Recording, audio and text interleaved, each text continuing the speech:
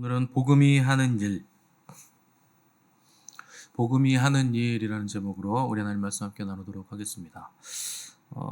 어제부터 우리가 골로새서를 보고 있는데 그 골로새라는 도시는 그 루카스라는 평원, 그 굉장히 비옥한 평원입니다. 그 평야지대에 자리 잡았던 고대 도시입니다. 그 한복판에 강이 흐르고 있어서 그 강을 사이에 두고 남쪽으로는 라오디게아 지역이 있고 또 북쪽으로는 히에라폴리스라는 지역이 있고 동쪽으로 가면 이제 골로새 지역이 있는데 그 삼각형으로 이제 세 개의 도시가 주요 도시가 있는 거죠. 지대가 평야 지대다 보니까 이제 목축업이 많이 활성화되어 있고 그래서 그 양모 울이죠. 그 양모 사업하고 또 그 울을 염색하는 염색 산업이 발달되어 있기 때문에 다른 지역보다는 굉장히 부유하게 풍요를 누리고 있었던 지역이었습니다. 근데 이제 골로새가 무너졌던 계기는 1세기에 발생했던 두 번의 지진 때문에 골로새가 이제 회복을 못하고 점점 더 이제 쇠퇴하게 되죠. 그 당시 골로새에 살았던 에바브라가 에베소에서 바울이 전하는 복음을 듣고 이제 복음을 받아들이고 회심한 다음에 목회자가 됩니다. 그래서 자기 고향인 골로새에 돌아와서 교회를 세우는데 이제 빌레몬이라는 유력한 집안의 사람의 집에서 예배를 드리게 되면서 이제 골로새 교회가 시작이 되죠. 그래서 성경을 보면 바울이 뭐 골로새 지역을 방문했다거나 골로새 교회를 세웠다거나 복음 전했다는 얘기가 없기 때문에 골로새 교회는 분명하게 에베소에서 복음을 받아들이고 배운 에바브라에 의해서 교회가 이제 세워진 것이 맞을 겁니다. 당시는 유대 율법주의가 그 기독교를 공격할 때였고 또 영지주의가 이제 한참 강세를 떨치기 시작하던 때였기 때문에 역사가 짧은 골로새 교회를 그냥 놔둘 리가 없었죠. 그래서 그 많은 공격을 받았는데 이 골로새 교회 목회자였던 에바브라가 이 문제를 해결하기 위해서 로마 감옥에 있는 바울을 찾아가서 문제를 상담하고 쓰여진 편지가 이제 골로새서가 되는 겁니다. 그래서 바울은 골로새 교회 성도들에게 믿음의 굳건히 서라. 너희가 이미 받은 복음만 굳건히 붙잡을 수 있다면 이 복음만으로도 감사하고 감격하면서 살아야 될 이유가 분명하다 하는 것을 골로새서를 통해서 알려주고 있는 겁니다. 오늘 본문을 보시면 3절 보시면 우리가 너희를 위하여 기도할 때마다 하나님 곧 우리 주 예수 그리스도의 아버지께 감사하노라. 이렇게 시작하는 거 볼 수 있죠. 1절, 2절에서는 그 편지의 발신자와 수신자가 누구인지를 얘기한 다음에 3절로 넘어갔을 때 곧바로 바울은 이제 감사로 넘어가는 거 볼 수 있습니다. 바울의 감사는 뭐 바울에게 뭐가 생겨서거나 뭐가 돼서가 아니고 골로새 교회가 생겨난 거, 그리고 골로새 교회 성도들이 있다는 거, 그리고 그들이 복음을 잘 받아들여서 신앙생활을 하고 있는 것 자체가 바울의 감사한 거죠. 뭐 가보지도 못하고 알지도 못한 곳에 복음이 전해져서 교회가 세워지고 성도들이 있다 하는 것 자체가 굉장한 감사의 제목이 된다는 겁니다. 그러니까 우리는 감사를 이제 보이는 것을 통해서 감사를 많이 하지만 그러니까 바울은 그런 감사의 수준을 넘어간 거죠. 자기가 전한 복음도 아니고 자기가 세운 교회도 아니고 자기가 아는 성도들이 아닌데도 불구하고 그것 때문에 기도할 때마다 내가 너무나 감사하다 이렇게 고백을 했다는 거예요. 그래서 진정한 감사는 그 보이는 것을 통해서 감사하는 것을 넘어서서 보이지 않는 것들까지도 할 수 있는 감사. 그게 진정한 감사입니다. 이제 진정한 감사의 수준으로 넘어간 거예요. 가끔 저는 이제 그 존재에 대해서 생각할 때, 저라는 존재에 대해서 생각할 때 누구를 생각하느냐? 알지 못하는 위의 선조들을 가끔 생각을 합니다. 저 누군지 몰라요. 사실 할아버지 할머니 빼고 여러분도 누군지 아십니까? 그 윗대? 이름도 모르죠. 사진 얼굴도 모르죠. 그러니까 한 100년만 지나면 여러분들도 그렇게 될 겁니다. 아무도 나를 몰라요. 지구상에서. 내가 있었다는 것조차도 모르는 거죠. 선조들이라는 존재를 생각하면 전혀 뭐 알 수 없는 존재들인데 그럼에도 불구하고 제가 그걸 생각하고 감사하는 이유는 뭐냐면 그 사람들이 있었기 때문에 제가 존재했다는 겁니다. 그게 감사한 거예요. 그러니까 위에 선조들이 없으면 어떻게 존재할 수 있는가 하는 것이 일단 감사고, 그 다음에 그들이 적지 않은 고통의 시대를 잘 살아내준 덕분에 내가 상당히 편한 시대에 태어나서 많은 것들을 누리는 것에 대해서 이제 감사를 하게 되는 거죠. 그러니까 시대적인 짐을 많이 져준 거예요. 위에 때에서는 전쟁도 있었고, 뭐 기근도 있었고, 가난도 있었고, 전염병도 많았고, 풍토병도 많았고, 여러 가지 열악한 일들이 많았습니다. 불과 6, 70년 전만 해도 우리나라는 진짜 열악했어요. 여러분 역사적인 기록물들 보시면 말도 못하게 가난합니다. 근데 진짜 이거는 기적인 거죠. 근데 그 시절들을 선조들이 잘 감당해줬다. 그리고 전쟁의 때도 열심히 목숨을 바쳐가면서 우리 조상들이 싸워준 거죠. 뭐 6.25뿐만 아니라 뭐 일제시대뿐만 아니라 그 이전에 조선시대로 가도 우리나라는 침략이 굉장히 많았던 나라입니다. 그러니까 그때를 잘 우리 선조들이 버텨준 덕에 오늘 우리가 있게 됐다는 거 굉장히 감사한 거죠. 그래서 우리가 좋은 삶을 살고 있는 거예요. 하나님의 복을 받아서. 그리고 우리에게 복음을 전해준 또 이름 모를 또 미국과 영국의 선교사들, 이제 주로 미국에서 많이 들어왔는데 그 대학생들이 주로 들어왔습니다. 지금 아이비리그라고 하는 그 명문 대학생들이 20대 그 찬란한 나이에 그들의 목숨을 이 조선 땅에 뿌려가면서 복음을 전해줬기 때문에 우리가 복음을 받았다. 그리고 우리가 하나님의 복을 받아서 이렇게 잘 사는 나라가 됐다 하는 것이 너무나 감사한 일입니다. 그래서 제가 제일 싫어하는 말 중에 하나가 헬조선이에요. 그러니까 우리나라는 지옥이다. 이런 표현을 하는데 왜 그런 말들이 나오느냐? 그 누리는 것들을 당연하게 생각해서 그렇습니다. 그 지옥은 북한이죠. 거기가 헬조선이죠. 저는 북한하고 우리나라가 이렇게 제휴를 해가지고 한 달씩 이렇게 그 뭐래요? 그 코스 있죠. 뭐 살아보기? 무슨 여행이에요? 뭐 그런 거 있잖아요. 예, 한번 했으면 좋겠습니다. 그 청년들 이렇게. 북한은 안 내려오셔도 되지만 우리는 이렇게 한 달 살기라 그러죠. 예, 그런 거 한 번씩 체험을 해봐야 됩니다. 있는 그대로. 그러면 헬이란 말은 쏙 들어갈 거예요. 그러니까 우리가 얼마나 교만하고 얼마나 완악하고 패역한지 함부로 그런 말을 하는 거예요. 아프리카에 가시면 떼거리를 걱정해야 됩니다. 그러니까 그 젊은 아이들이 그 점심을 못 먹어요. 청년들이. 그래서 뭐 먹자고 부르면 1시간 거리도 쏜살같이 달려옵니다. 걸어서. 먹을 수만 있으면 오는 거예요. 그러니까 여러분 얼마나 감사합니까? 그래서 물질만 우리가 생각한다면 물질은 점점 커집니다. 그래서 내가 가진 게 점점 모자란 것 같고 남이 가진 건 더 많은 것 같고 그런 생각을 하게 되죠. 그럼 어떻게 되느냐? 비교하기 시작하면 내 안에 지옥도 커지는 거예요. 결핍이라는 건 뭐가 없는 게 결핍이 아닙니다. 내가 없는 걸 다른 사람이 가진 걸 볼 때 결핍이 생기는 거예요. 여러분 없는 게 어디 있습니까? 여러분 삶에 없는 거 한번 얘기해 보세요. 뭐가 없는지. 믿음 빼곤 다 있죠. 차도 있고 밥도 있고 집도 있고 다 있는데 믿음, 소망, 사랑만 없는 거예요. 그러니까 결핍은요, 다른 사람이 가진 거 그거 부러워하면서 나에겐 없다고 생각하는 게 결핍이고, 그러면요 그 사람은 지옥을 살아야 돼요. 그거 얻기 위해서 또 발버둥을 쳐야 되니까. 근데 우리는 물질로 사는 게 아니죠. 그러니까 우리는 믿음으로 사는 사람들이기 때문에 하나님께서 우리에게 얼마나 많은 것을 주셨는가, 얼마나 우리를 풍족하게 하셨는가, 얼마나 우리에게 하나님이 많은 복을 쏟아 부어 주셨는가를 생각하면서 여러분 감사하시기 바랍니다.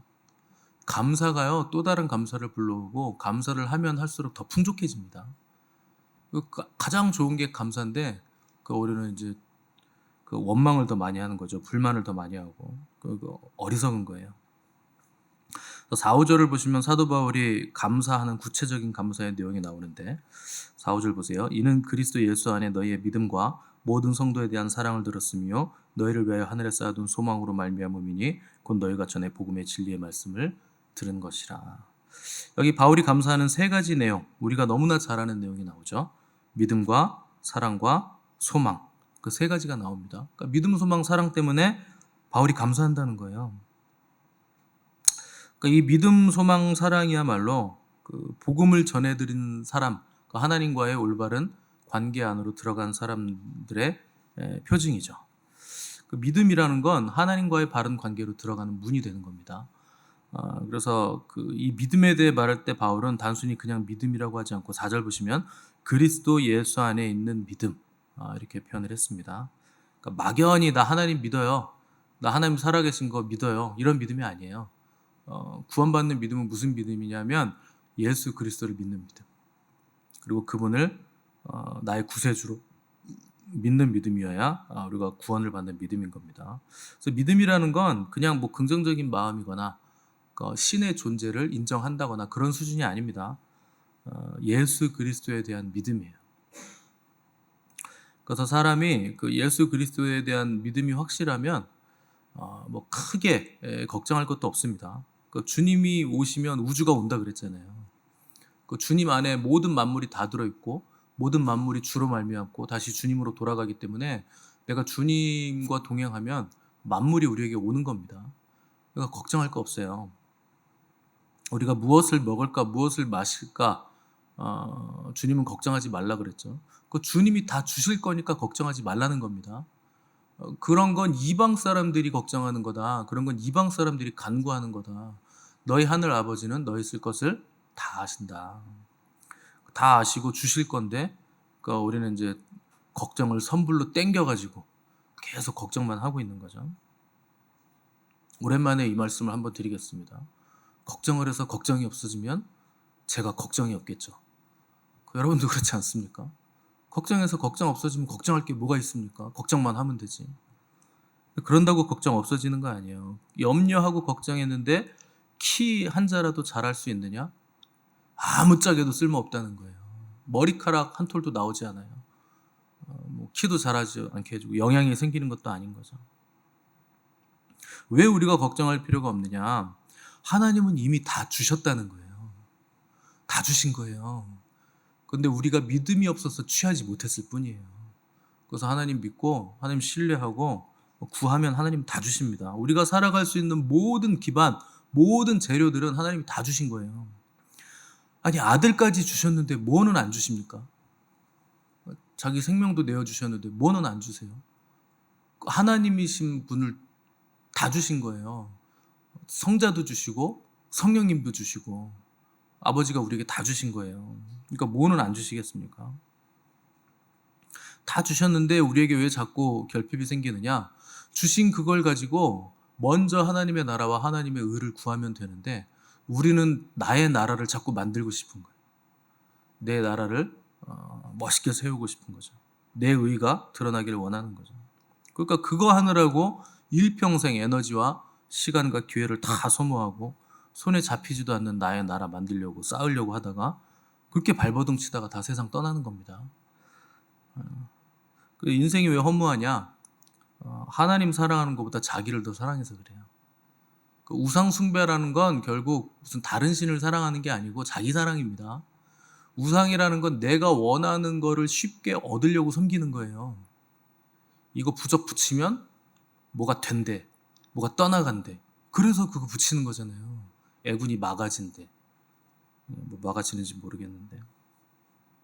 그래서 그 우상 숭배라는 건 결국 자기 사랑이고 자기 중심성이고 내가 하고 싶은 거, 내가 갖고 싶은 거, 내가 원하는 거 그거 얻어내려고 우상을 숭배하는 겁니다. 그러니까 결국 우상 숭배와 맞닿아 있는 건 자기 숭배예요. 자기 사랑이고 자기 원함이죠. 근데 하나님 우리를 지으실 때 하나님을 사랑하는 사랑의 상대로 지으신 거예요. 그래서 하나님도 우리를 사랑하시는 거예요. 그래서 우리를 위해서 하나님의 생명까지도 내어주시는 사랑을 우리에게 주신 거죠. 그러니까 우리는 하나님의 사랑의 상대이기 때문에 하나님의 사랑을 받아서 하나님의 사랑에 사랑으로 응답하는 존재여야 되는 겁니다. 그게 우리의 존재됨이에요.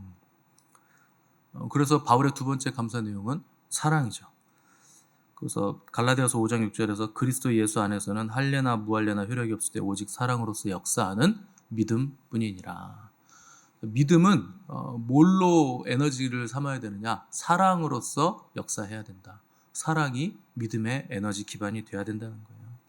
그러니까 믿음이라는 건 결국 사랑으로 움직이기 때문에 믿음과 사랑은 하나입니다. 믿음 좋다고 하는 건 하나님을 사랑한다는 뜻이에요. 그게 믿음 좋은 겁니다. 사랑은 있는데 믿음이 약하다거나, 믿음은 있는데 사랑이 결핍됐다거나, 그런 건 없는 거예요. 진정한 사랑은 사랑으로 진정한 믿음은 사랑으로 역사하는 믿음. 그것만 믿음이라는 거예요. 그래서 믿음은 사랑으로 역사하고 사랑으로 증명되고 사랑으로 일하고 사랑으로 나타난다. 그게 믿음의 특징입니다. 그래서 사랑이 우리 믿음의 힘을 공급하는 에너지원이죠. 사랑은 무한의 에너지입니다. 지치지도 않죠. 다 소멸되지도 않고 곤비치도 않죠. 그래서 사랑하면 어디든지 달려나갑니다. 자식 사랑하면 불 속에도 뛰어들고 물 속에도 뛰어들잖아요. 그게 사랑의 무한의 에너지죠. 그래서 믿음은 사랑을 통해서 힘을 얻고 사랑을 통해서 믿음의 가치가 증명되는 거예요. 여러분들이 믿음이 있다고 한다면 사랑으로 증명이 돼야 됩니다. 그래서 누가 형제를 사랑한다고 하는데 형제가 배고프다고 하는데 야, 밥 먹어. 그건 사랑이 아니라는 거예요. 밥이 없으면 라면이라도 먹으면 되잖아. 그건 사랑이 아닌 거예요. 내가 밥을 주고 밥을 사주고 라면을 끓여줘야 사랑인 거지. 그래서 형제를 사랑하는 그 사랑은 그 사랑의 행위, 그걸로 증명되는 거고 믿음도 사랑으로 증명이 된다는 거죠. 때문에 신앙생활을 하면서 믿음이 떨어졌다면 그건 다른 게 떨어진 게 아니에요. 사랑이 떨어진 거예요. 믿음이 약해졌다? 사랑이 약해졌다는 뜻입니다. 그래서 사랑을 어떻게 우리가 그럼 얻느냐? 우리에게 주신 성령으로 말미암아 하나님의 사랑이 부음받아서 우리가 사랑을 가지게 되는 거죠. 그래서 의식 중에 가장 높은 의식이 사랑 의식입니다. 사랑보다 높은 건 없어요. 여러분들 이 땅에서 의식 싸움을 하시는데 많이 배워서 의식을 높이든지 많이 가져서 의식을 높이든지 사업이 번창해가지고 규모를 키워서 내가 센 의식을 가지려고 하시는데 그것보다 가장 큰 의식이 사랑이에요. 사랑하면 다 녹입니다. 그래서 신의식은 그 중심에 뭐가 있느냐? 하나님의 사랑이 있는 거예요. 그래서 신의 성품에 참여하게 하신다 하는 것은 우리로 하나님의 사랑을 부음받아서 하나님의 사랑으로 다른 모든 것들을 사랑할 수 있는 사랑의 힘을 가질 수 있게 해주신다는 거죠. 세 번째 바울이 감사하는 내용은 소망이죠. 이 소망이 우리가 믿음과 사랑을 잃지 않을 수 있는 힘이요 근거가 되는 그 소망입니다. 이 소망의 그 실체는 누구냐? 우리 구주 예수 그리스도가 우리 소망의 본질이고 실체입니다. 그분 자체가 우리의 소망이에요. 그래서 이 땅에서 어떤 그 어려움과 고통이 있어도 우리가 이 소망이 있으면 무너지지 않는 거예요.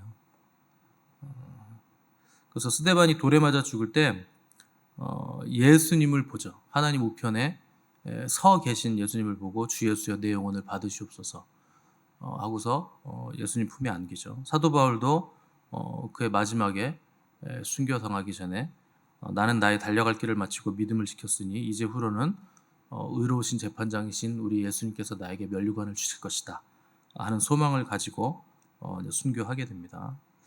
빨리 이 고통뿐인 세상에서 나는 벗어나고 싶다는 뜻이 아니고 주님을 만나는 것이 너무나 큰 소망이기 때문에 다른 어떤 것도 다 이길 수 있다는 뜻입니다.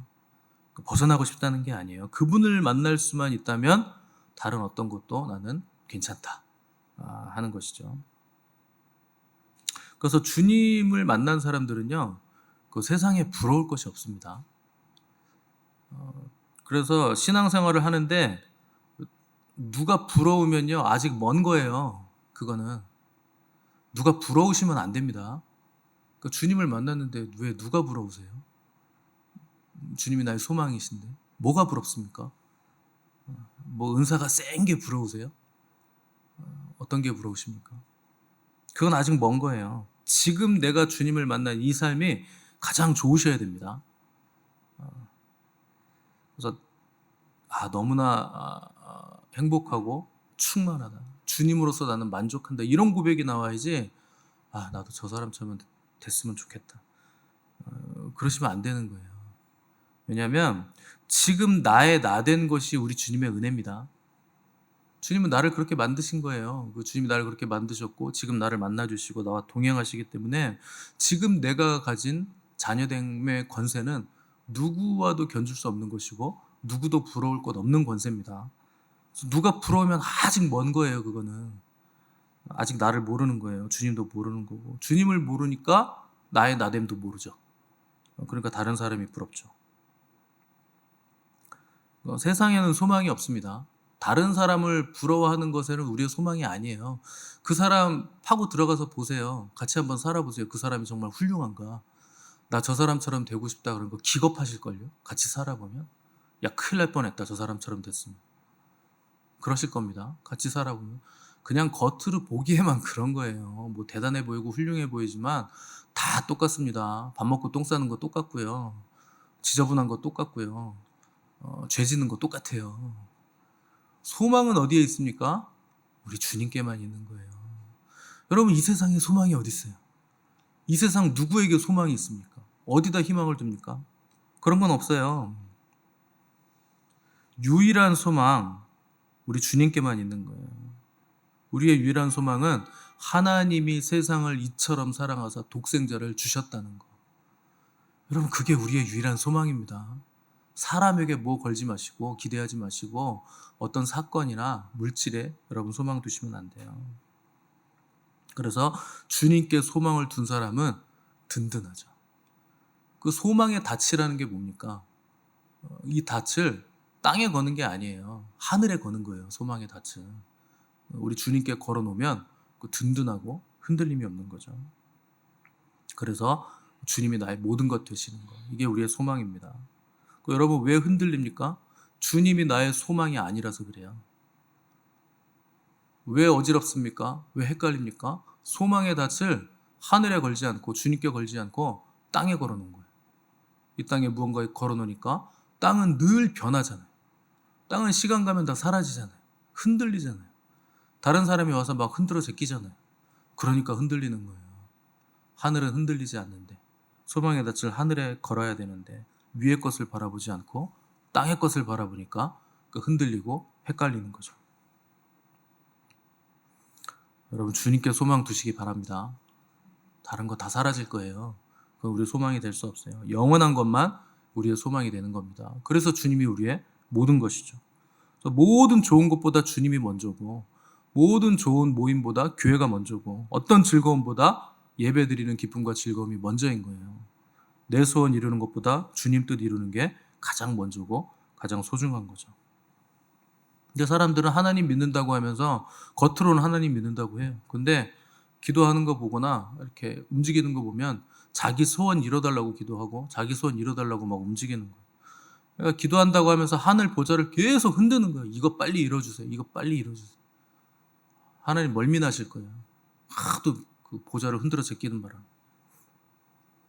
하늘 보좌도 그렇게 흔드는데 목사는 얼마나 흔들겠습니까?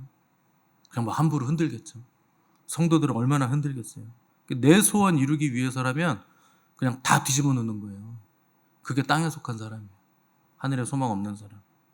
그건 소망이라고 안 부르고 야망이라고 부르고 욕망이라고 부릅니다. 그건 소망이 아니에요.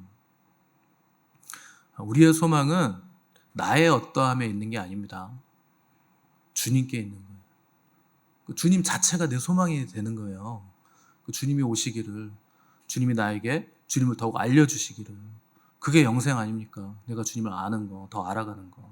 그래서 하늘에서 이루어진 뜻이 나의 삶을 통해서 이 땅에서도 이루어지는 거. 그게 우리의 소망입니다. 그럼 이런 믿음, 소망, 사랑이 어떻게 가능하느냐? 어떻게 가능하게 된 거냐? 5절 마지막에 보시면 곧 너희가 전에 복음 진리의 말씀을 들은 것 때문에 이 믿음과 소망과 사랑이 가능해졌다. 말씀하는 거죠.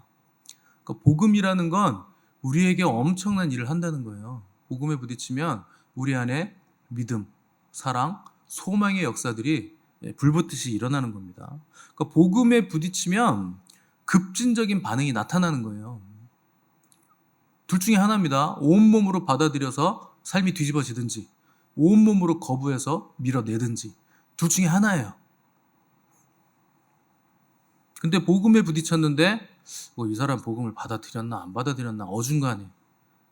믿는 것 같기도 하고 안 믿는 것 같기도 하고 하나님의 사람인 것 같기도 하고 아닌 것 같기도 하고 이런 건 없는 거예요. 복음은 그렇게 반응하지 않습니다. 그런 반응을 나타내지 않아요. 이래도 좋고 저래도 좋고 찬 것 같기도 하고 아닌 것 같기도 하고 차지도 덥지도 않고 그런 건 복음이 아닙니다. 복음은 내 삶의 주인이 완전히 바뀌는 거예요. 내가 내 삶의 주인이었는데 이제 주님이 내 삶의 주인 되시는 거예요. 지금까지 살아왔던 삶의 패턴과는 완전히 다른 삶을 사는 거죠. 하늘과 땅이 뒤바뀌는 거예요. 천지가 개벽하는 게 복음이 우리에게 하는 일이에요. 뭐를 해도 나만 알았던 사람인데 어떠한 상황에서도 주님만이 나의 소망이십니다. 고백하는 거예요. 손해보는 거 절대 안 하던 사람이 주님을 위해서 얼마든지 내가 손해보겠다 선택할 수 있는 것이고, 화나는 거 못 참던 사람이 주님이 당하신 고난을 생각하면서 얼마든지 참아낼 수 있게 되는 거, 그게 복음에 부딪힌 사람의 선명한 반응입니다. 근데 이래도 좋고 저래도 좋다고요? 차갑지도 않고 덥지도 않다고요? 그건 아직 복음에 부딪힌 게 아니에요. 흉내만 내고 있는 거예요. 믿는 척만 하는 거예요. 주인이 바뀌어야 돼요. 삶의 모습이 바뀌어야 됩니다. 여러분, 소속을 확실히 하시기 바랍니다. 세상에 속하실 거면 그냥 세상으로 가십시오. 어중간하게 끼어있지 마시고, 하늘에 속하실 거면 빨리 하늘에 속하셔야 돼요. 차지도 덥지도 않으면 주님은 반드시 그건 토해냅니다. 주님 절대 삼키지 않아요. 우리는 주님께 삼키운 바 당해야 되는데 차지도 덥지도 않으면 뱉어내세요. 여러분, 빨리 소속을 확실히 하셔야 됩니다. 담임 목사가 저런 설교나 하고 있으니 성도들이 안 모이지, 이런 생각을 하실 수도 있는데, 저는 어중간한 성도들이 오는 걸 원하지 않습니다. 그런 사람들 많으면요, 교회가 굉장히 어려워져요. 여러분, 그런 사람들 많이 채워져가지고 사람 많아지잖아요. 나중에 다 분열되고 싸우고 교회 이상해집니다. 선명하셔야 돼요. 복음의 색깔이 선명하셔야 되고, 주님을 선택하는 것도 선명하셔야 되고, 여러분의 삶이 세상과 분리됐다는 그 거룩성이 삶 가운데 선명하게 드러나셔야 돼요. 그게 성도예요. 그게 거룩한 물이에요. 소속을 확실히 하셔야 됩니다. 그래서 여러분, 스스로를 돌아보시기 바랍니다. 나는 주님께 속한 사람인가? 나는 세상에 속한 사람인가? 도대체 나는 어디에 속한 사람인가? 주님과 연결되면 그 어디나 하늘나라입니다. 그럼 기쁜 거예요. 뭐 그렇게 슬플 일이 많습니까? 삶 가운데 어떤 어려움들이 그렇게 많습니까? 아니, 목사님이야 목사니까 모르겠죠. 아, 왜 몰라요? 다 해봤는데, 저도 살아봤는데, 지금도 살고 있고 똑같습니다. 어려움이 없다는 뜻이 아니에요. 고난이 없다는 뜻이 아니에요. 고난을 이길 수 있는 놀라운 영광의 소망이 우리에게 있다는 겁니다. 얼마든지 이겨낼 수 있는 기쁨이 우리 안에서 충만하게 차오른다는 거예요. 뭐가 힘들고 어렵습니까? 뭐가 무섭습니까? 뭐가 걱정입니까? 여러분, 주님 붙드시기 바랍니다. 주님이 우리에게 모든 걸 채우실 거예요. 그리고 가장 영화롭게 우리를 인도해 가실 겁니다. 우리 안에서 역사하시는 주님께서 주시는 이 믿음과 사랑과 소망의 역사가 저 여러분의 인생 가운데 선명하게 나타나서 우리를 통해서 많은 사람들이 주님을 알게 되는 복된 저 여러분들의 인생 되시기를 주님의 이름으로 간절히 바랍니다.